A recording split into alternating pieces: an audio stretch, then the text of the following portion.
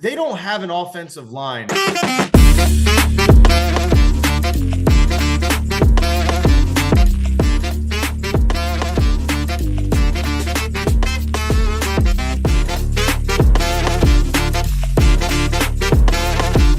Jesse the Body and Squirrel live. Welcome back, guys. This is Squirreling Around once again on Bushy Tail Sports Channel on YouTube. Jesse the Body and Squirrel with you as always. I just want to let all of you guys know I am a father. I told you guys as soon as we come back the next episode, you will see the man with a baby. There's Shady J there coming in the screen, as my wife loves to call him, with his yellow glasses and all. How you doing, big man? Good, man. Good. Congratulations, buddy. I know Thank you. that we talked about 800 gazillion times since then, but yeah, I wanted to say on air, nationally, publicly, in front of all of the beautiful people who watch us, that I want to give you a big shout out. Congratulations to you and the missus over there. She did all the work. You did nothing. We all know that. But beautiful little baby girl. Come on, Looks I was on the healthy. board as a support person. Yeah, I guess. But hey, like I told you, there ain't no need for both of you to be miserable in that room. So Hey, you ain't lying, dude. You know what I mean? There's no point in me being miserable. I had a lot of snacks. I had my Switch. I did a lot of computer work for us. I was watching the Steelers and Titans game Thursday night, fourth quarter with 7 minutes left. And 37 seconds is when my little baby popped out. Hope she's not either one of those fans. Just let everybody know.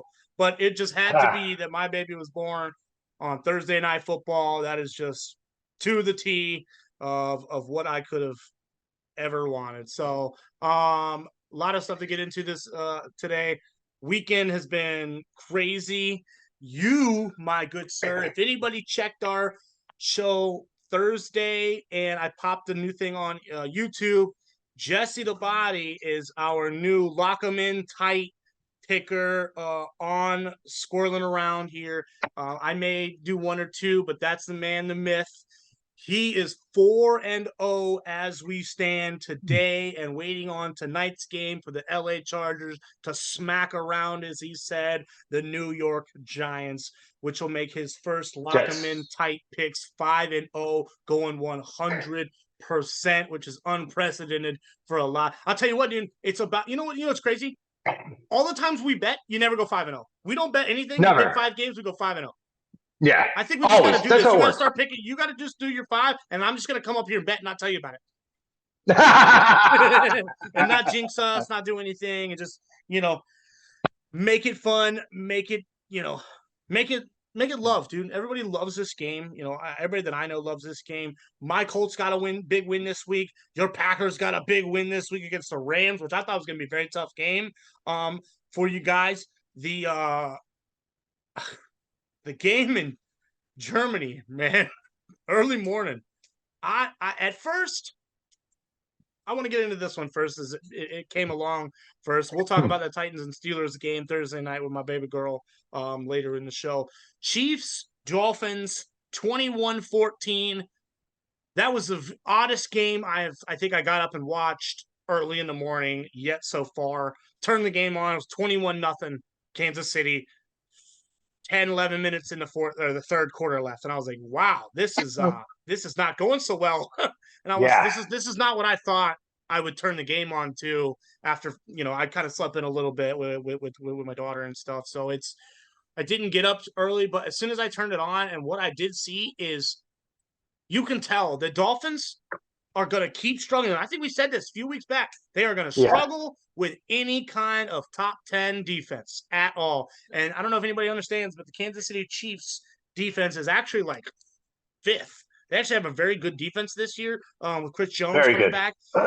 It's unprecedented to see that we think the greatest show on turf can easily be stopped by a top 10 defense. Easily. But you see, if one of those defenses falters, you see how quickly they put in points on you, though. How fast that third quarter got out of hand for Kansas City, and they made one good stop, what I really want to talk about is how in the hell do you fumble the last snap of a football game that means so much to you, where would I mean? Is it Tua's concentration? Was it the snap? I don't think the snap was so bad. I mean, why does it always seem like in the hardest and toughest situations, Tua Tagovailoa just falters? It's the discussion to go from good to great quarterback to elite quarterback. And it's the same thing that happened to Dak Prescott last night. When they get in these moments they need to be elite, they struggle. They get rattled. They tend to falter a little bit and they fade away from their game plan. I thought the whole sequence going up, they came out in that drive and they ran the ball down their throat. And it's like, why are we not going to still run the ball, get us our first down, get us into, into range here. And if I told you, hey, we had the ball for a couple more minutes, we had 6 more first downs, we had almost 50 more yards in offense, we had 4 less penalties for equating for 45 less yards, we ran a couple more plays than them, we had a couple more yards per average per play. We won. We won. And so it's not that they didn't play a good game. It's the moment to me. And Patrick Mahomes is seasoned in those moments. Andy Reid is seasoned in those moments. Mike McDaniels, Tua, and them, they don't have. I'll tell you what, he didn't look seasoned when he had to throw that ball away on 4th down, though. He looked kind of rattled.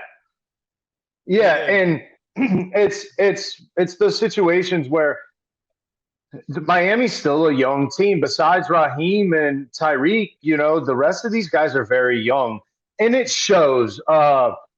It's you got the tight end. It's almost the same.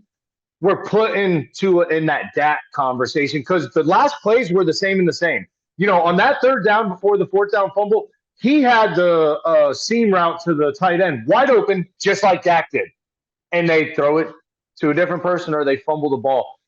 They're going to have a problem, like we've always said since the beginning of the year, beating tough teams and especially tough defenses. If it can't be, it's almost like if the ball doesn't go for a 60-yard play game, it goes for nothing. Yeah. And they got to work on that, because if you were to break it down and you were to look and say, okay, yeah, we averaged 5 yards per play. Well, that average only came on 4 plays. And those are the things that you got to look into when you look at the overall stats. It's like, okay, but then when you start to break down in between the lines and read between those, and you start to break that down, you understand that, like, oh, okay, the reason why they averaged 5 yards a play is because Tyreek Hill went off on a 66-yarder. Raheem Mostert rushed the ball, for a 48-yarder, and you start to see those add up. They're going to have troubles, man. I also think the Chiefs still don't look as good as they should on offense. Teams are starting to shut Travis Kelce down, starting to double team. Kelce did nothing that game. It's just weird to think that people they're actually shutting Travis Kelce down finally, they were the other day. I mean, shit, you could let the other guys wide open. They can't catch the ball. Yeah. I mean, he had a few wide open guys. I mean, they caught it. They made a few plays, but I watched a lot of overthrows, a lot of guys drop passes, the stuff like that. My wife's going to be excited about this next segment. Let's talk. Let's kind of move over to your guys' game. Kind of faced with one of the worst records in the NFL. Coming off the bye week a few weeks ago, getting things together. Pulling this game out against the Rams and a tough Rams defense. No matter how they do, I think the Rams have always had a pretty good defense the last few years.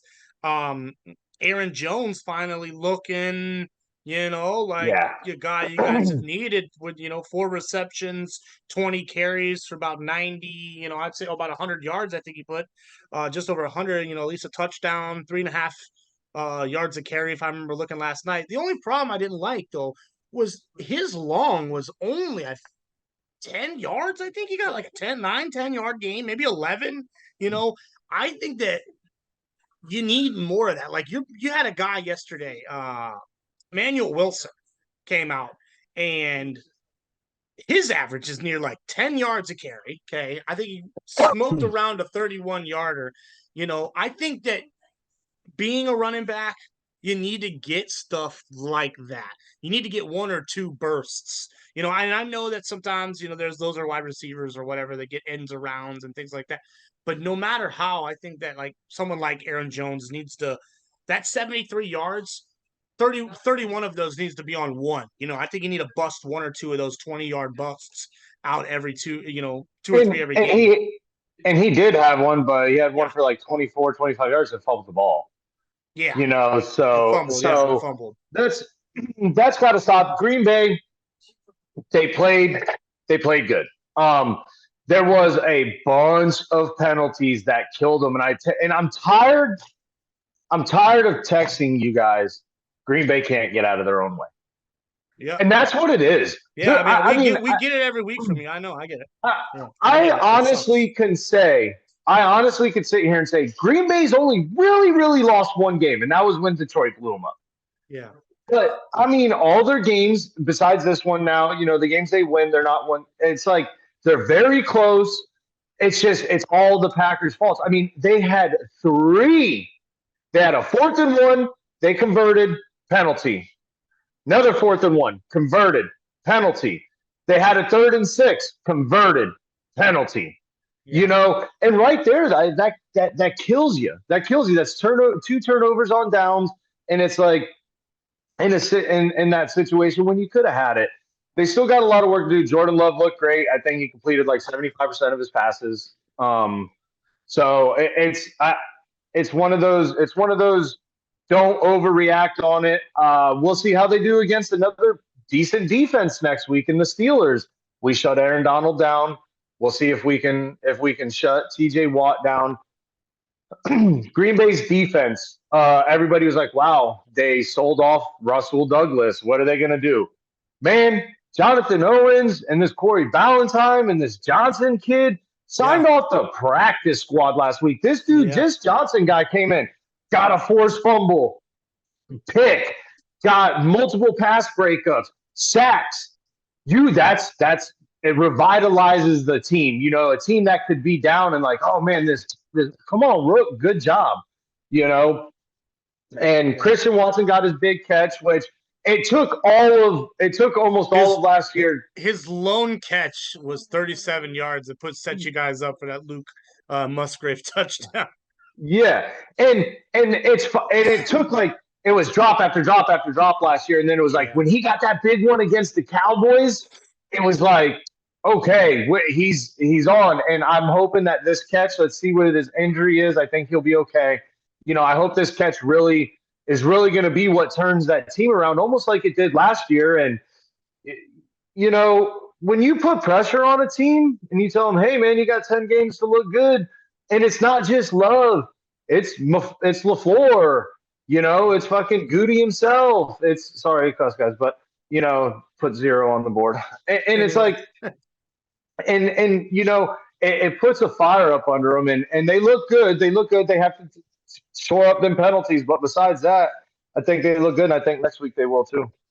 I want to get your thoughts about this other game. I think it's the best team in the AFC. That's tough to say with Buffalo, Kansas City, Miami. But it's the defense that is working for Baltimore now at 7-2 that is just terrorizing teams. If I told you Seattle only scored 3 points this week, it'd be unprecedented because they've been scoring, a lot. And if I said, hey, last week, or what was it? Excuse me. So the Ravens have won 1, 2, 3, 4, 5 games out of their 7 where teams have not scored 10 points. 3, 6, 10, 3, and 9. So when you only got to score 25 points, 27 points, 28 points, 37 points, and 38 points to win, that's easy when you're defense. Let's see. The most they've let in 24 against the Bengals, 24 against the Cardinals, and that's it. 24 and 24. That's all they have allowed. They have allowed 9, 24, 3, 10, 6, 24, and 3. I think the best defense in the NFL. And that's tough to say with Cleveland, right around the corner. With the goose egg this past weekend. But I think Baltimore is the best team, complete Yeah. team in the AFC because look, I don't think Miami's going to beat them. They're not going to be able to score. Kansas City, they're good, but with Kansas City's defense the way they are, man, look out, dude. It might be another Yeah. time. It might be another time. And then Buffalo, I never know if Buffalo's going to win or lose. I Yeah. never have a clue. And it seems like they're getting on more of the losing side than they are the winning side. I mean, yes, Cincinnati's on a tear. They're on a 6-game win streak or 5-game, whatever it is, and they're just not faltering around. Minnesota's on a 5-game win streak, not playing around. If you took the first 4 games out of the season, I bet the standings would look completely different. Absolutely different. If you took like the first 3 or 4 games out of the season, Yeah. first 3 games out of the season, dude, there'd be some teams that are 5-0, 6-0, 6-1. A lot of teams. Yeah. And I think that those are the teams that you're going to see in the playoffs start to get to it because now they're on a run and they're their weary football is out of the way. It was the first 3 weeks and everyone counted them out. And then they're like, yeah, no, we're just going to win these next 12 games. And Which they do every year. Yeah, which a lot of them do, yes. And like you said, you take the first 3 games out of the year. San Francisco's only got 1 win. It's like when you when you think of it that way. I said in our go back, listen to our lock 'em in tight picks. I said it's going to show you why the Ravens are, in my opinion, the best team in the league. And their defense, besides Roquan Smith, okay, Jadeveon Clowney, he used to be a name. He's done nothing since he's been in the NFL. We've talked about that. But, Kyle Van Noy stepping up big for him. They got Ronald Darby there. My opinion, they probably got like one of the best, if not the best, secondaries in the league, with Marlon Humphreys, Geno Stone, Kyle Hamlin, and them boys. Like, these guys are coming into their own, and they're doing exactly what we always talk about. If you could limit a team to a certain score because your team is putting up 30 points a week, it's going to be hard to beat somebody like that. And Lamar's playing out of this world. He's at the beginning of the year, it was you could see that he wanted to pass the ball all the time, and he was trying to pass the ball. Now he's starting to realize, okay, I don't need that talk anymore. We are passing the ball, and it's opening up them lanes for them to run. Who would have thought that they would have this rushing attack without JK? I mean, they're putting these boys in, and what's the guy, Keaton Mitchell? Oh, it was off for like 153. Already went and got him in a few leagues of fantasy. Yeah, already got him. Exactly. Already got him. Good luck, people. Yeah, and it's I already got the transfer on the wire waiting, baby. Yeah, it's just they're one of those teams. They're one of those teams that I really, really think are going to be good. They're going to stay good. And when you sort of kind of look at strength of schedule and you start to look at these things, I mean, they got to play the Bengals again, Yep. But then you're going to have to play the Steelers again. The Steelers aren't going to be what we, what their record indicates, I guess you can say, in a sense. It's just not going to stay that way. And you got a bunch of games in your bag that you can come up here and you can get some stuff done and cruise on into the playoffs with no problem. Yeah. Moving right along, my boys got a big win this week against Carolina. I don't consider that a big win, but I'll tell you who had a big win. Kenny Moore with 2 pick-six. Yesterday. I mean, we put up 20 points in the second quarter and just ran away with the game from there. But I want to give it up for the defense. The 49-yard interception, 66-yard interception return. Gardner Minshew, I want to give it up for him. No interceptions. Yes. No interceptions, only 16 for 27, not bad. I'm okay with that. 127 yards and a touchdown. If your defense is doing what they're supposed to do, that'll be just enough. Jonathan Taylor didn't have himself a great game. 18 carries, 47 yards. My boy Michael Pittman, eight catches, 64. You know what sucks, bro? Is we lost Josh Downs. That Yeah. was tough. That boy, Yeah. he's the best rookie wide receiver we've had in a long time. I Yes. mean, I can't express how much we really love Josh Downs. I mean, especially as a Colts fan, I can tell you right now, I love and appreciate what he's doing in the offense. I love when Michael Pittman came in. I mean, I like him just as much as when Jonathan Taylor came in, changing up the game, doing different stuff. Great slot receiver. He can pop outside and do big boy stuff when he needs to.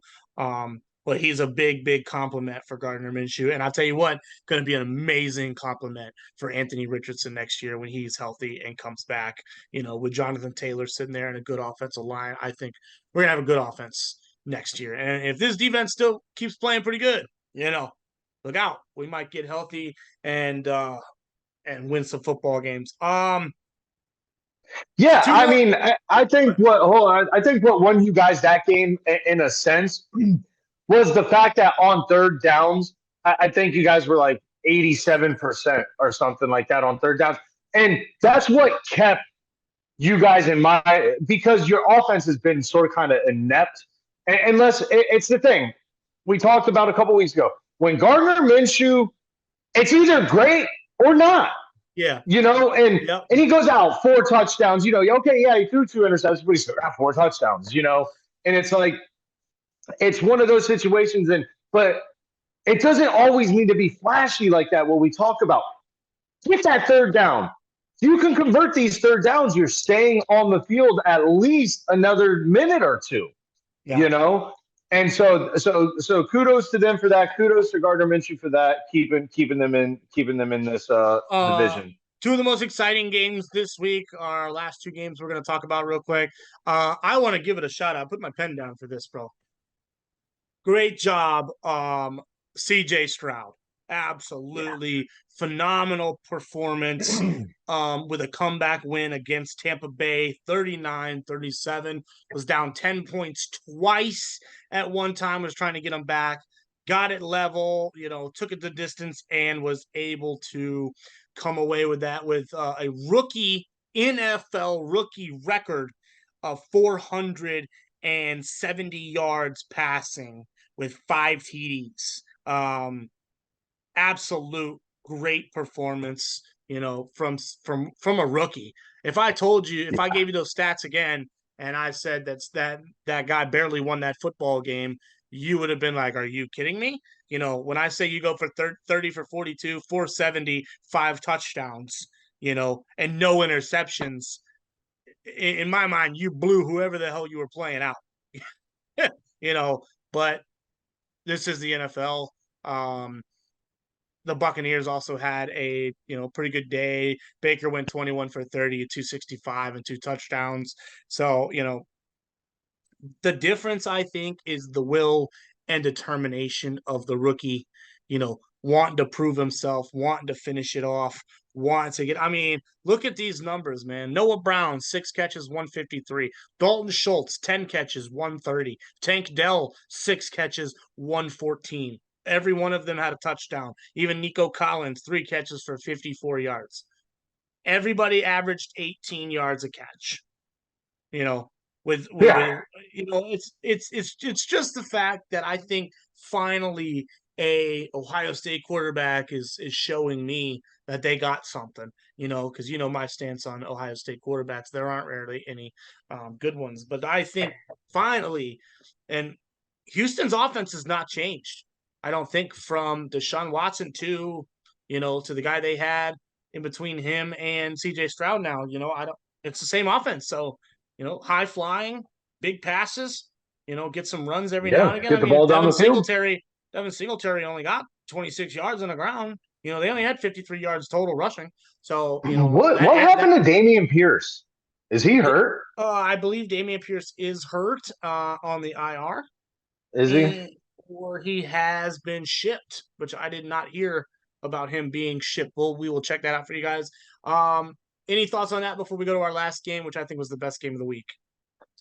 Yeah, man, CJ Stroud, you got to give it up to him. I like I like what what he's been doing. I think that Carolina missed on him, Yeah. but Yep. but that's neither here nor there. I'm anxious to see What what happens they when you do listen to because Mel Kiper?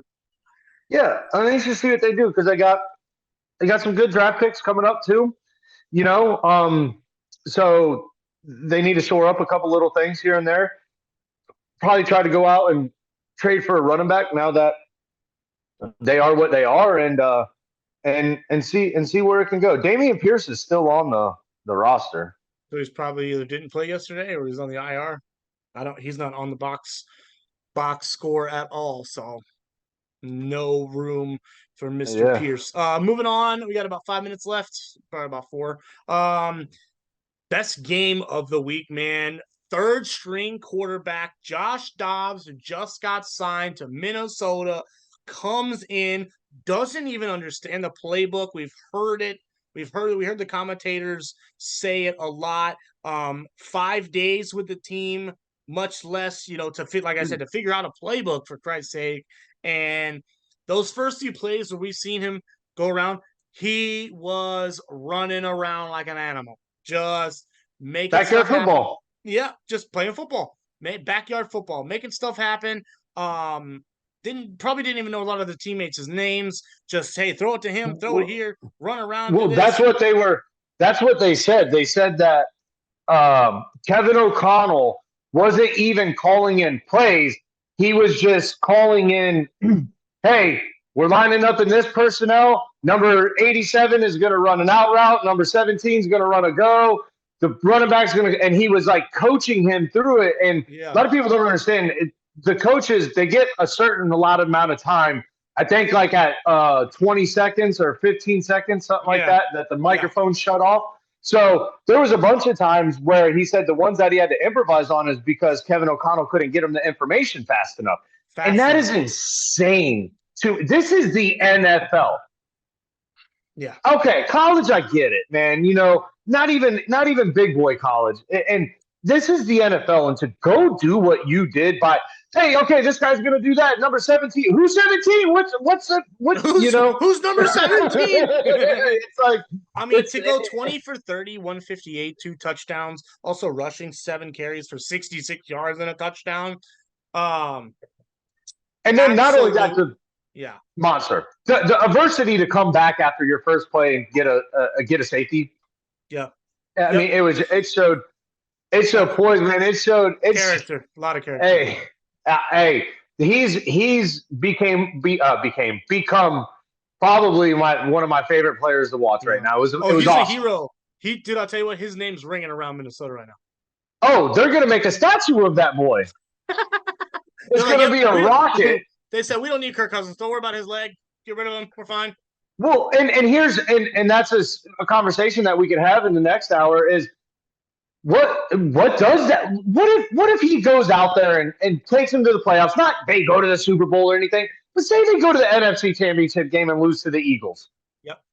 And what does that do for oh man, yeah, okay, Kirk Cousins threw for this, but at the same time, if you could manage the game a little bit better, and that sort of kind of goes to show you that if that QB can manage that game a little bit better, and not always look flashy. I mean, is it crazy that Minnesota is what?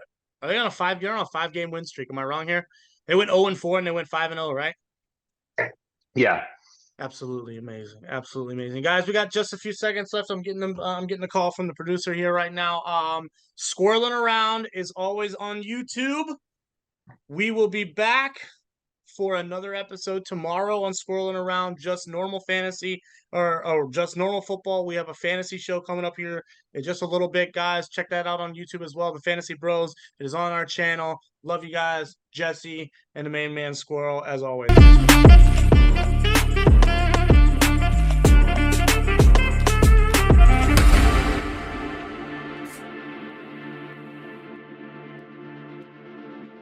Good afternoon, you beautiful people of this world. How you doing? We're getting in another Fantasy Bros episode today with my main man, Squirrel, the man, the myth, the legend. You know all of the names behind this guy right here in front of me. Thank you, And sir. of course, it's Jesse, the body, Thank you, reporting sir. in from Florida today. Yeah. Congratulations on the baby. Thank you, man. Thank you, bro. We got her home Saturday about noon. My mom's been here since um Friday at 1.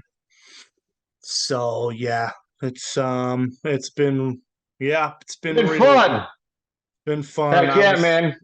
It's new. I got my little baby monitor right here. We'll show the world for the first time.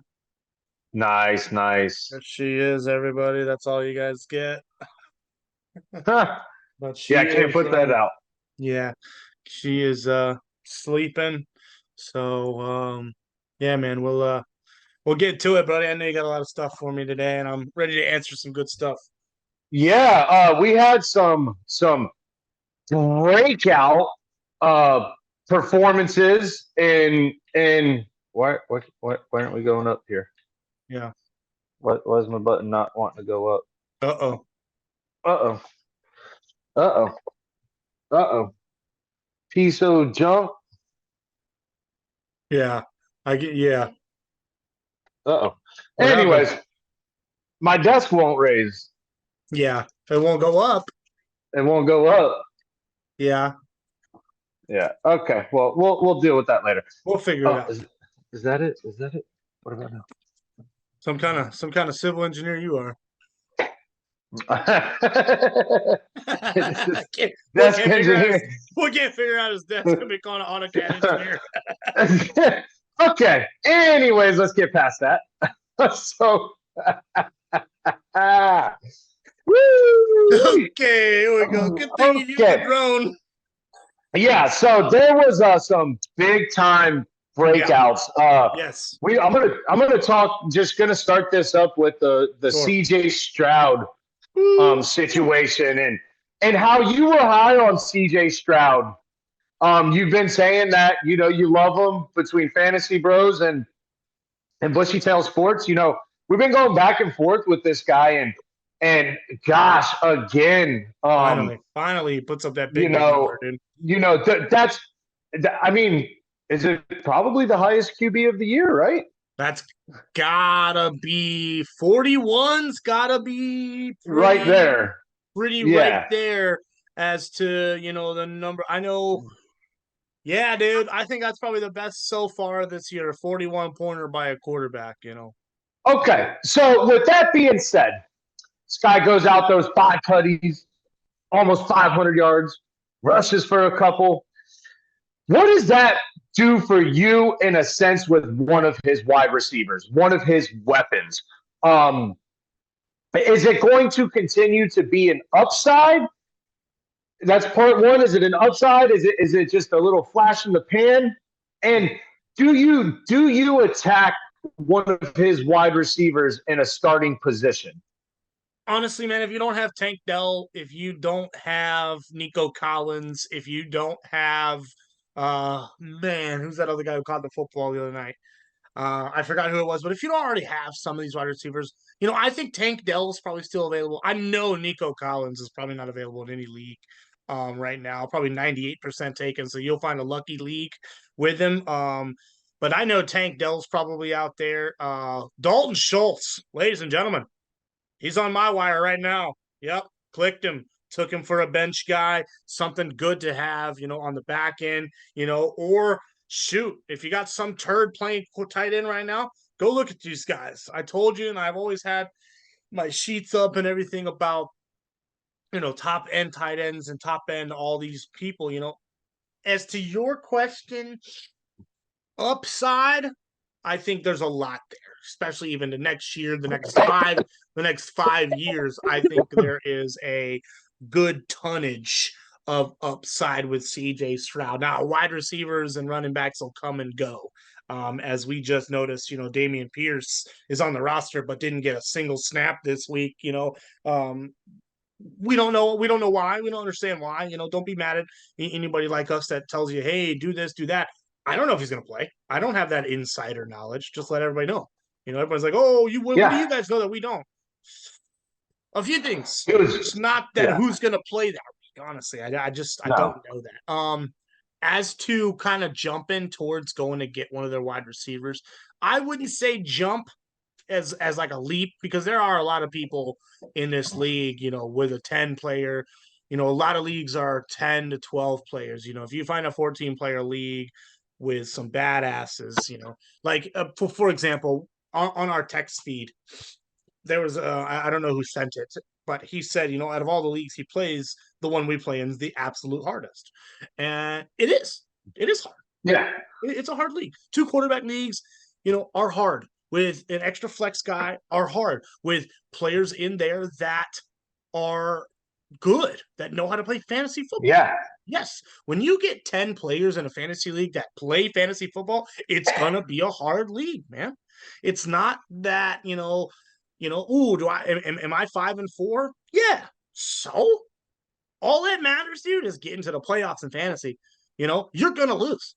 Because you know why? And it's not because you suck at fantasy. Don't ever, I hate when a lot of people say, "Hey man, should I make all these moves? I don't think I'm that good at fantasy." Listen.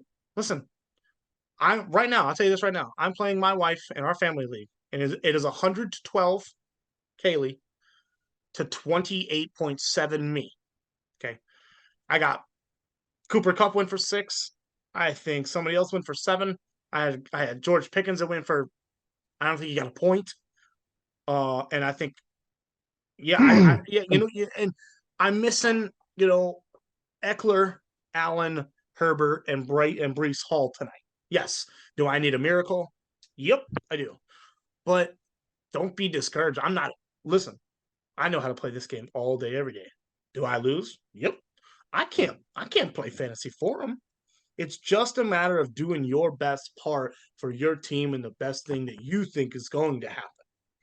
If you make stupid decisions like somebody's out and he's not even playing, I see it all the time. I'm like, yo, I was telling my wife, we've been going through some stuff these last few days, but I went on to my wife's, thing. I'm going to tell everybody I don't care, and I went and got her a tight end. She was kind of incapacitated. She couldn't do it, but she had a guy that was out, has already played, so I just, helping her out. But those are little things that people need to do and remember, because a lot of she had George Kittle. Okay. A lot of people probably don't watch football all year, don't realize people go on bye weeks every now and again. And she could have played George Kittle and it wouldn't have mattered, buddy. She's gonna probably beat me anyway. You see what I mean? And a lot of people hope for stuff like that. I know I kind of went on about your thing, but no, I wouldn't jump and hop and leap for any of these wide receivers if you don't already have them.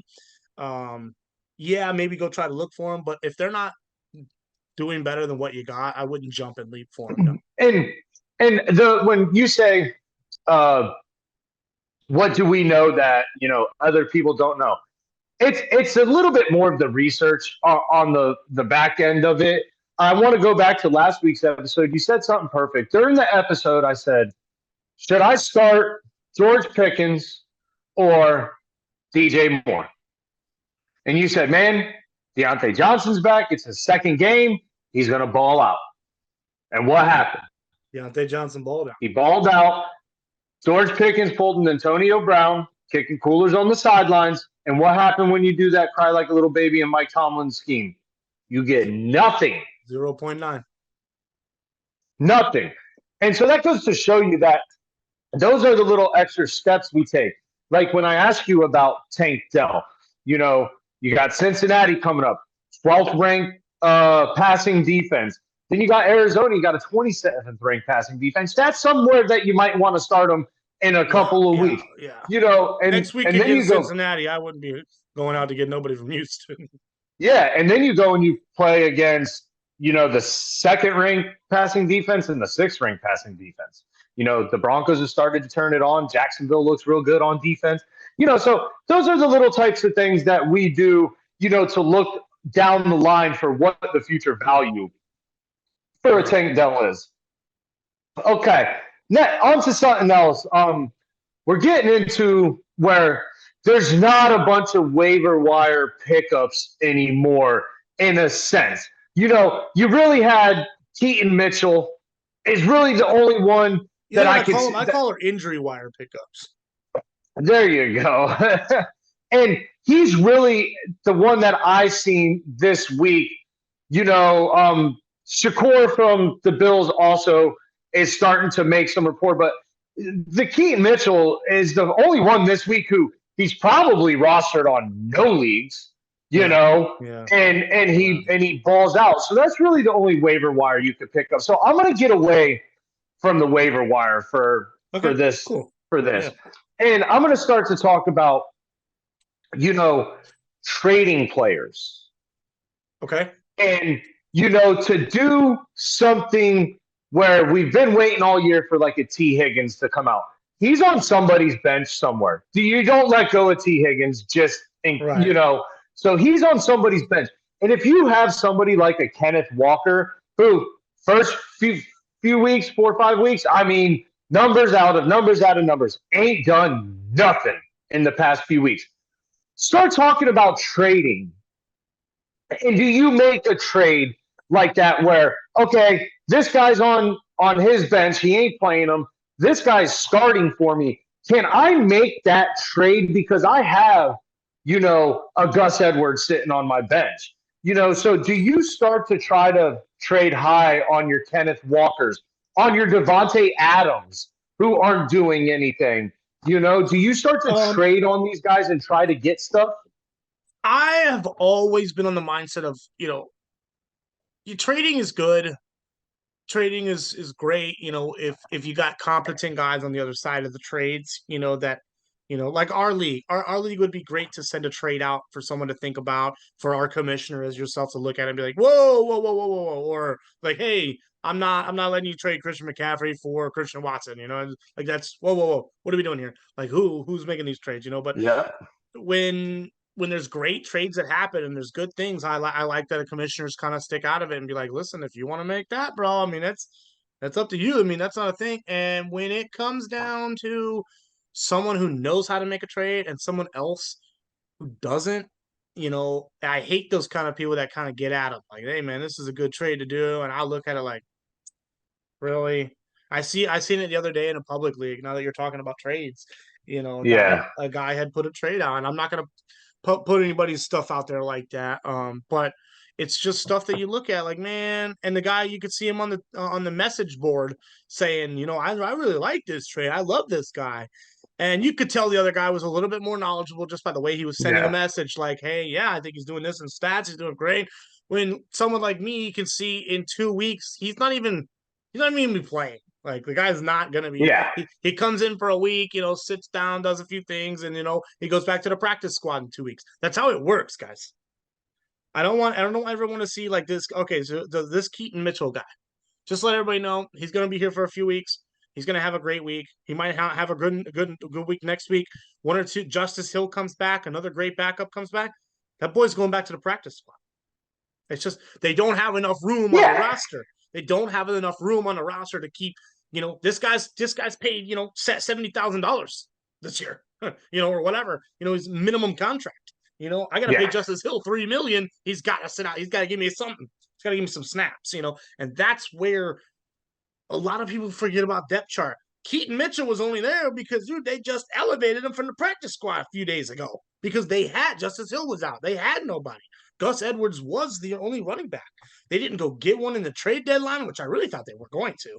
They didn't pick up anybody. But I'll tell you No. what, they're going to elevate this man to the depth chart. And I'll tell you what, if he does ball out next week, him and Gus Edwards are going to run that backfield. And I love it. I really do. Yeah. And Gus Edwards has turned into that yeah, touchdown 3 machine. touchdowns the other week, 2 touchdowns this past week, man. He's got 5 touchdowns in 2 weeks. He's got more touchdowns than half the league in 2 weeks, dude. He's coming Yeah. around to it. The Ravens, like we said, are coming around to it. Anything rush offense or any kind of defense in fantasy for the Ravens, head to it. You know, don't jump on that train. Odell scored a touchdown on his birthday. I'm gonna get him next week. No, you're not. Stop. He's gonna score one more touchdown the rest of the year. So let everybody know. Okay, he's Yeah, not. He's we're not Odell the Beckham. machine. No, Yeah, everybody. no. I He's see going to people be do your that all the playoff time with guy. those names. Yeah, I see people do that all the time with those names. Yes, you're correct. When it comes down to the fourth quarter, bro, the Ravens are losing by 3. I need a catch, bro. Yeah, I'm gonna toss it to Odell. I know he's gonna catch it. Yeah, But every day, every week, every season, nah. no. Mark Andrews and Zay Flowers and all them boys, that's gonna get to work. You know, he caught one. Look, think about it. He caught his first touchdown for the Ravens. It's week 9. Yeah, You know what I mean? Come on. He's not part of yeah. that offense. He's not like in it. And that's what I No. think a lot of people jump at. Oh, we got a touchdown last week, though. Yeah, he got his first touchdown all year, buddy. Yeah. Calm down. You know, so think about it. The research, like you said, we knew about Deontay Johnson. I knew he was going to come. I mean, I didn't know he was going to do great. I knew he was going to take snaps away. Taking snaps away takes yards away, just how it works. You know? Yeah. And I mean, it did. I mean, dude, I can't believe I seen Najee Harris on my waiver wire this morning. Is that not insane? What is going on? Like, why? I want to ask you this. Why in a public league would it be okay for someone to drop someone like Najee Harris? Why? Are you that okay with Jalen Warren? I dropped Najee Harris in a league. And the reason why Why? because he wasn't doing anything. Listen, it's like me asking you, why did you drop uh uh Brees Hall? You know, Yeah, and the one. it, Yeah. it's sort of kind of the same. It's sort of kind of the same thing in a sense with him. Is it's like once you don't produce, and I was the league that I dropped him in. I was lucky enough to get Kyron Williams. You know, so I was able to substitute that call there. That's why I did it. Especially going 5, 6, 8, 12, 6. Finally after the bye week, he got a 17-point game. Then it's back down to 10. Now, so with those viable options that I had also there, man, I had to. Now, if say I would have went and picked him up in week 7 because that was the Chargers bye, and I had Austin Eckler, and I mean he goes 17, 11, right. And then I'm like, oh, I want to trade, I want to get rid of him, and then he goes 17 again. That might make you look stupid because that's it's one of those things. Like I did it with Kendrick Bourne. I dropped Kendrick Bourne. Yeah, I remember that. Yeah, I went and picked him back up, and he balled out for me. The week right after, yeah. Yeah, and he's balled out for me, and it's one of those situations where you got to also too think of the leagues that you're in. Like us, man, we're in some of these leagues that we're in are really good, and these people don't play. You drop Najee Harris, he ain't gonna be there next week. He won't. I don't think he probably won't be there in 25 minutes. Yeah, he won't be there tomorrow morning. I'll tell you that after the waiver wire comes around. But he won't be there. It's not going to happen. Yeah, you better you better submit your waiver wire submission right now and hope you're higher than whoever's going to get it, because that's how it works. Exactly. Brother. And that's the exactly. Thing. And there's a lot of people like us, me and you, that are always thinking about nearly the same stuff. About I like him and I like him. We put our waiver wires in. It's like I'm one spot higher than you, man. I got it. So now it just comes back around to you got to try to do that again with somebody else and try to fix something because you needed that to fix whatever you wanted. That's why you went for it. And everyone's like, well, how does he keep getting all this? Well, did you get somebody else the other day? Yeah. Well, you went back down to 10. That's how it goes. You keep, a lot of people forget about that. Now, if you're the only one who's going to get that man, and there's nobody else, then yeah, you're going to get him every time, but not in a league like us. A league like this, you get to a point where you need to get your research ahead of everybody and go after guys. Like I didn't even try to go after Keaton Mitchell in our league. I'm sure because if you really think about it, what you have to do is, yes, is Keaton Mitchell gonna be something great maybe next week? Yeah. But what am I going to have to give up right now that's been working for me all year just to hope and pray I get a 20-pointer out of them. Because that's what your mindset's got to be. If you're trading somebody like I mean, this is the two. I got C.J. Stroud in 6 of my 9 leagues, and I played him in yours. 44 points he got out. I got Deshaun Watson, or well, let's go with my running back: Swift, Ford, Stevenson, who blew up, Tyler Algier, and I have Damian Pierce, who is out, which I'll probably go and swap. But what's to say that that's even going to be, you know, there? I don't understand a lot of people stretching for things. Like if I type them in right now, I bet. Let's see if I can put mine in. I'm going to try to put mine in real quick. Let's see. And he's not. There he goes. Keaton Mitchell. Now, when a lot of people have, I think, this problem about seeing one guy. I knew about Keaton Mitchell last week, okay, but I didn't. Nobody. Gus Edwards had 3 touchdowns. I was not even going to be thinking that. No. Keaton Mitchell was going to be taking snaps away from Gus Edwards. I had Gus Edwards starting in 3 of my leagues, and I took him. I was like, "Let's go, baby! He's up there." And with a 22-point performance from Keaton Mitchell, I think that they're going to include him in this offense a little bit. So when you go to a claim spot, like I'm going to do, okay, see, now everybody's locked. See, I can't even try to drop people in your league. And see, that's why you got to be diligent and smart and quick about all of it, because tomorrow morning, as soon as that wire opens, we're all going to go ham. It's on. Yeah. And it's who goes the fastest. And it's going to be Tuesday morning until we all figure out, like, oh, who got him? Yeah. I mean, I did a move today, and the Jets defense has been one of the best defenses, but you know what? I dropped them today and put in the Chargers defense because they were on there. And guess what? The Chargers offenses look great the past few weeks. They're gonna score 25 points. They're gonna score 25 to 30 points. It's gonna happen. Yeah. I don't care how good of a defense you got.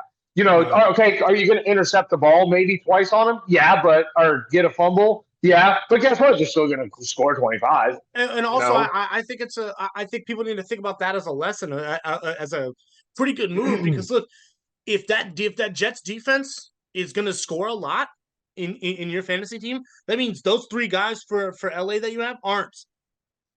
You know what I mean? Or those guys for LA that you have aren't. So I know there's a lot of people like me, myself. I have three Chargers, and I have Breece Hall tonight. If I had like kind of the defense, I would have done some. I would even just drop my defense and just not even worry about it. In some instances, because in a lot of spots, I think sometimes people don't think about it that way. Your defense can score 5 or 6 points, yeah, but if they score like 25 points, those guys on your offense aren't doing much. Just so you know. That's kind of how that goes. But what else you got? So we talked about the Keaton Mitchell thing, and how that's sort of kind of one of those situations that could be an anomaly. Where you might be like, oh my God, he's going to go in, but you have to know, like what you just said about they pay these other guys, millions and millions of dollars, where Keaton Mitchell's probably making 150, 200,000. So they got to get their money out of those guys, and it's a job, and that's how you do it, So we had a couple good predictions last week. We talked about the DJ Moore, George Pickens thing. I'm going to stay with George Pickens. To me, it's do you see, because Deontay Johnson come back, that it's going to be a Chase Claypool effect with him? Sort of kind of same thing with Deontay Johnson. Chase Claypool looked amazing. Deontay Johnson comes back in and it takes care of it. Do you continue to hold on to George Pickens, or is that another guy that's sort of kind of maybe on your trade radar? Like on your fantasy team? Yeah. Um,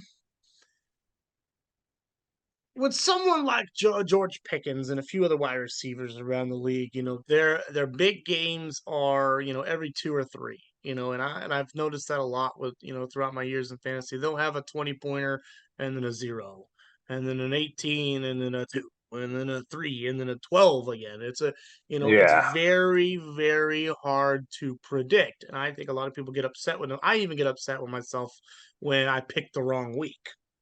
And it gets annoying and unsatisfying when you're like, Hmm. fuck, dude, he had 20 points last week. What the hell's going on here? And you put him in next week and he went another 2, and you're like, you know what? Screw this, dude. And then you take him out, I'm done. Yeah. you take him out and he goes for 17. You're like, you know what, man?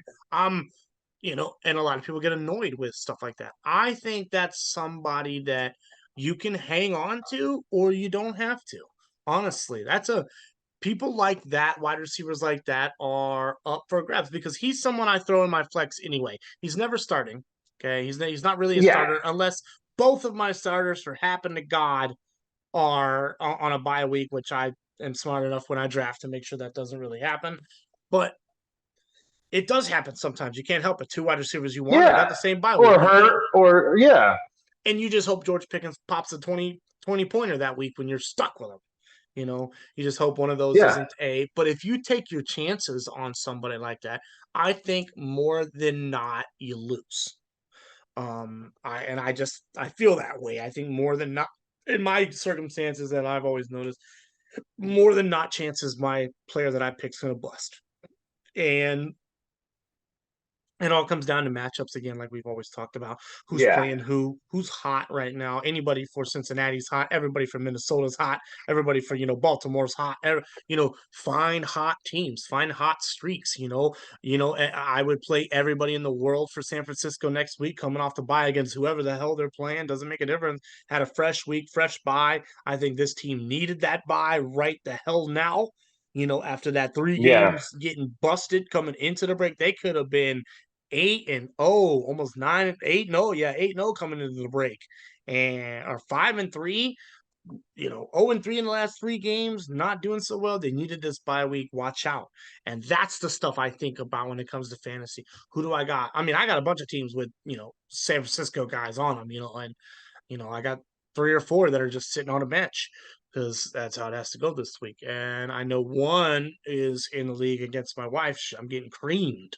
Yeah. I have Debo Samuel. I think Brandon Ayuk too. So it's like, can't. But you got to play. You got to play. And if you don't get ready for those weeks, you're gonna lose every time. You're gonna lose every time. All right. So I'm gonna throw a couple of Rapid fire. rapid Yeah. fire. We'll do 2 segments. Rapid fire, Rapid fire. panic, or don't worry.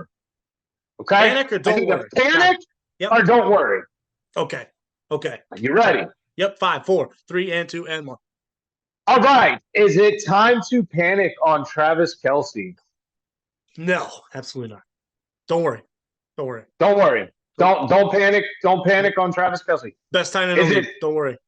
Is it time to panic on Derrick Henry? Nope, don't worry. Best running back in the league. As soon as he gets a new scene, if he does get a new scene, it doesn't seem like Titans don't want to trade him. I think he's still the best running back in the league, dude.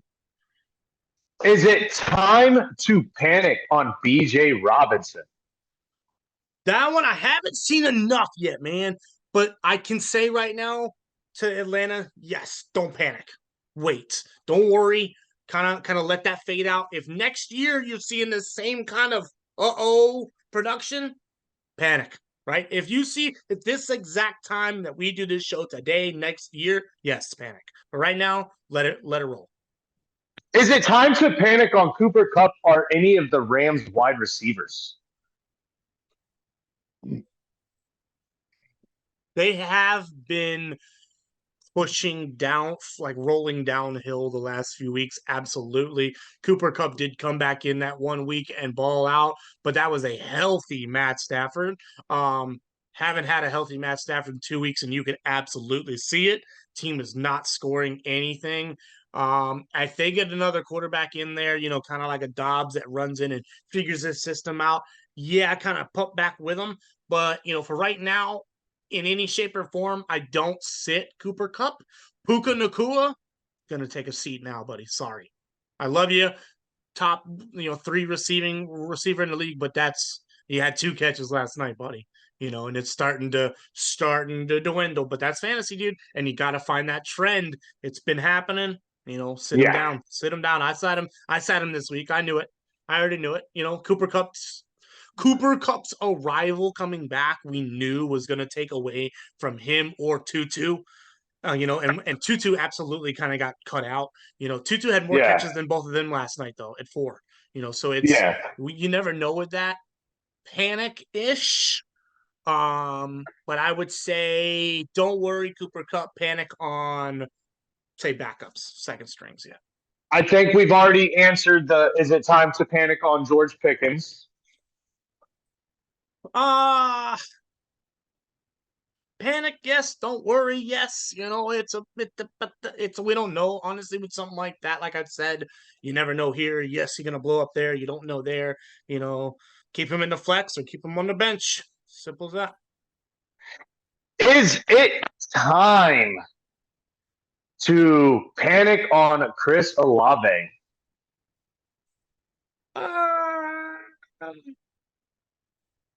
No, don't worry. Rookie wide receiver, got great hands. He's got Derek Carr there with him. I think he needs to sit and work and learn from Michael Thomas, who I don't care what a lot of people say. In Michael Thomas's day, nobody has caught as many passes in a season as he has so far. Yeah. So until you guys can talk about that, he has great hands. He's a very good wide receiver. He just got injury prone, hasn't come back to it. This league is brutal to you. It is very, very brutal.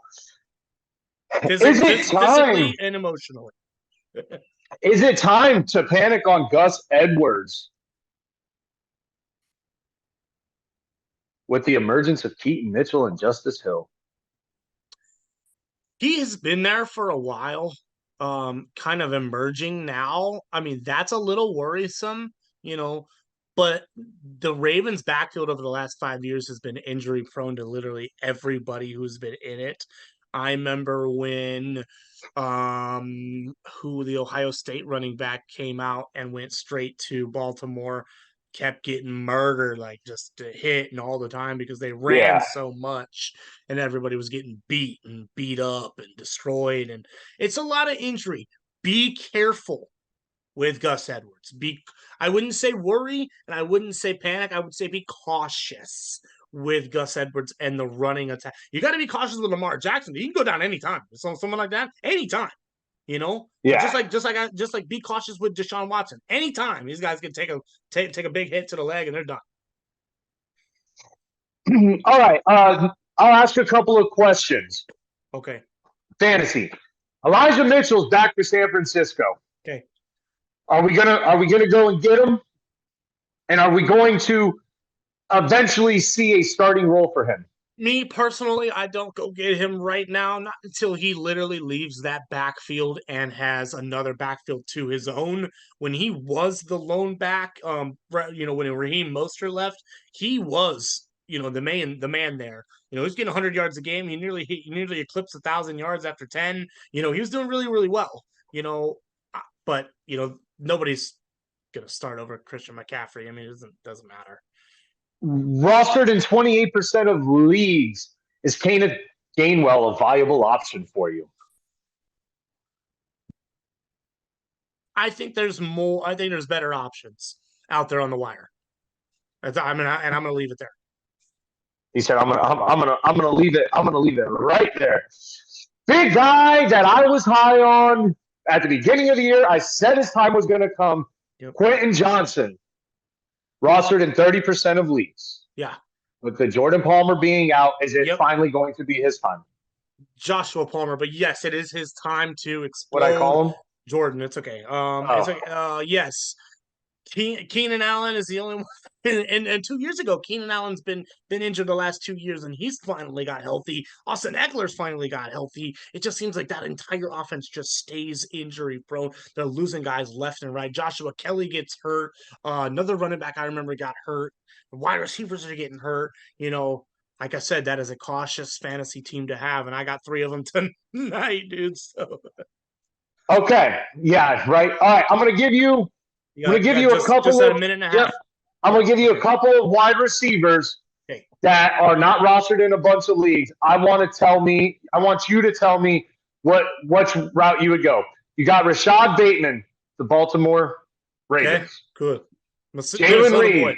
Yep. Jalen Reed, Green Bay Packers. Yep. You got Jonathan Mingo coming out for the Carolina Panthers.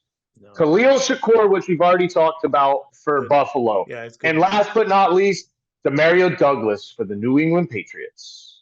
Out of all those wide receivers, Jaden Reed is the most talented, without a doubt. Probably the best hands of the group. He is very fast. Jonathan Mingo, I'm not worried about. I watched him in college. Don't like his attitude, his athletics. There's not much about him that appeases me. The other guy you said there, the New England Patriots guy, Demario Douglas. Yeah. He's talented. In a tough system to see, how talented he really could be. I think with this terrible offense, it is what it is. I think Jaden Reed's probably your best bet. Bet the house on the Los Angeles Chargers tonight. Mark my words. Chargers, we're going baby. 5-0. Chargers. Have a wonderful day. This Love is Fantasy Bros.